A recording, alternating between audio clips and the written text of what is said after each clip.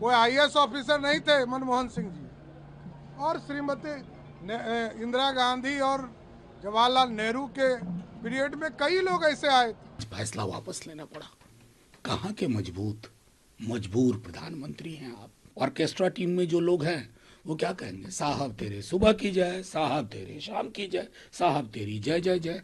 तेजस्वी यादव जी बहुत गरीबों के हितैषी हैं, दलितों के, कमजोर तबके के हितैषी हैं। राहुल गांधी जी को बधाई देती हूँ कि शाबाश, लड़ते रहो, तुम आगे बढ़ो, तुम्हारी एक ठोकर में 100 इनके लाभ लेकर चल। बहुत अच्छी बात है। Manmohan Singh revenue secretary, finance secretary सीधा बने थे। कहाँ से आए थे?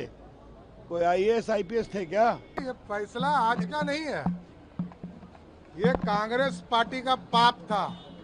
कांग्रेस पार्टी ने इसी तरह, याद कीजिए, एक देश के प्रधानमंत्री हुए मनमोहन सिंह जी, 1976 में फाइनेंस सेक्रेटरी इसी तरह बनाया था। कोई आईएएस ऑफिसर नहीं थे मनमोहन सिंह जी, और श्रीमती इंदिरा गांधी और जवाहरलाल नेहरू के पीरियड में कई लोग ऐसे आए थे। लेकिन मैं तो धन्यवाद देता हूं प्रधानमंत्री नरेंद्र मोदी जी को, जिन्होंने इस पर तुरंत कार्रवाई किया। विपक्ष कह रहा है कि हमारे दबाव की वजह से। अरे विपक्ष तो बाहर में बैठा है ना, जब वो सरकार में थे तो नहीं किए, ये हमारा कहना है। हमारा सीधा आरोप है कि कांग्रेस पार्टी जब सरकार में थी तो उन लोगों ने इस पूरे फॉर्मूले को अपनाते रहने का काम किया, लेकिन मोदी सरकार ने सभी का सम्मान करते हुए उसको रोकने का काम किया। और कुछ लोग कल बिहार बंद का या देश बंद का अपमान किए हैं। आप सोचिए कि जब देश के यशस्वी प्रधानमंत्री जी के कैबिनेट में ये तय हो गया कि हम जो एससी और एसटी वर्ग के जो सुप्रीम कोर्ट का एक आदेश आया उस पर कोई हम रिवीजन नहीं करेंगे, ये नियम पूरी तरह लागू रहेगा, तो बंद करने का क्या सवाल उठता। जब भारत की सरकार ने तय कर दिया, नरेंद्र मोदी जी की सरकार ने तय कर दिया कि एससी एसटी के किसी भी मामले में कोई छूने का काम सरकार नहीं करेगी, तो फिर बंदी क्यों है, ये मैं जानना चाहता हूँ। पूरे देश की जीत है भाई। तेजस्वी जी क्या है, नेता प्रतिपक्ष है ना, बिहार के सबसे बड़ी पॉलिटिकल पार्टी के। पूरे देश में हुआ, पूरे देश में लोगों ने विरोध किया, संविधान की किताब हाथ में लेकर विरोध किया। समझ में आया, आज फैसला वापस लेना पड़ा। कहां के मजबूर प्रधानमंत्री हैं आप। यूं ही फैसले लेते हैं बिना सोचे समझे, संविधान को दरकिनार करते हुए, प्रावधानों को दरकिनार करते हुए। सवाल तो अब ये उठेगा कि इससे पहले जो आपने लेटरल एंट्री में लोगों को लिया है वो कौन लोग हैं? क्या तब माना था? ये 240 के बाद का आंकड़ा, ये समझाइए लोगों को। क्या इसकी जांच की मांग करेंगे क्या आप लोग? नहीं, इसमें जांच किया, सरकार को फैसला वापस लेना पड़ा। हम कहेंगे इससे पहले जो लेटरल एंट्री में हुआ उसका ब्यौरा थोड़ा दे। अश्वनी वैष्णव जी परसों तक जस्टिफाई कर रहे थे, प्रधानमंत्री जी का विजन बता रहे थे लेटरल एंट्री।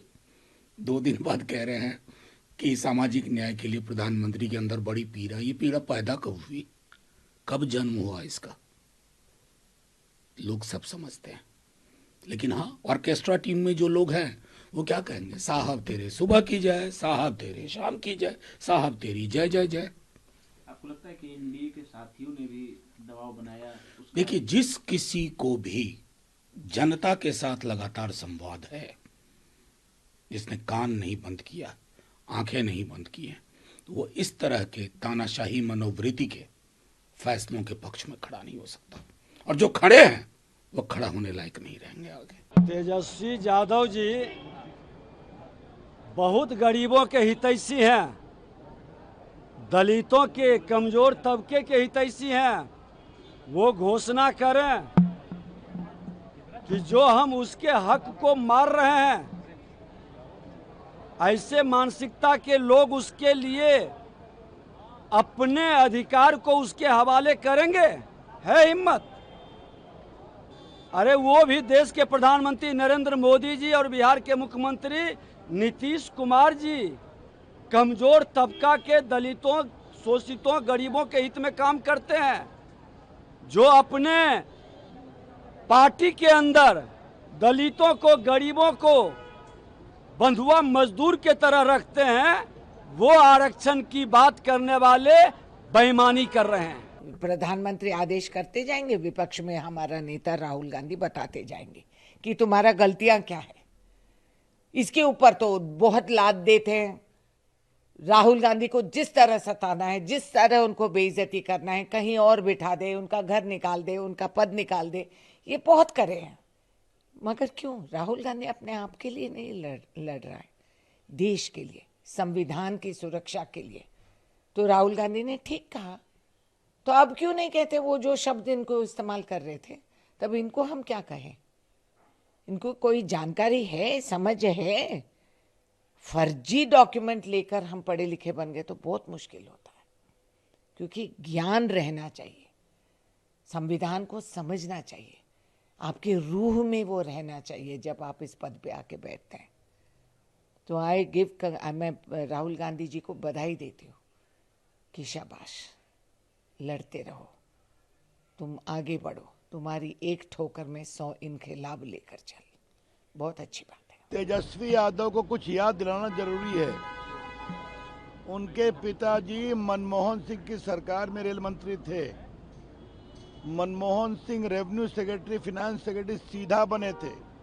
कहाँ से आए थे? कोई आईएएस आईपीएस थे क्या? विजय केलकर बने वित्त सचिव, बाहर से आए थे ना।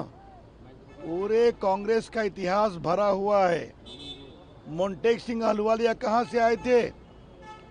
वित्त विभाग के बड़े बड़े सचिव बने, वो भी बाहर से आए थे। तेजस्वी बाबू, थोड़ा होमवर्क करना सीखिए। यहाँ तो हमारे मोदी जी ने स्पष्ट कहा, पिछड़ों के हक पर हम कोई हमला नहीं होने देंगे। उसको कैंसिल किया जो यूपीएससी ने कोशिश की थी। उसी प्रकार से क्रीमी लेयर के सुप्रीम कोर्ट के फैसले को कहा, ये हमें मान्य नहीं है। एससी एसटी का हम पूरा सम्मान करते हैं। ये मोदी जी हैं।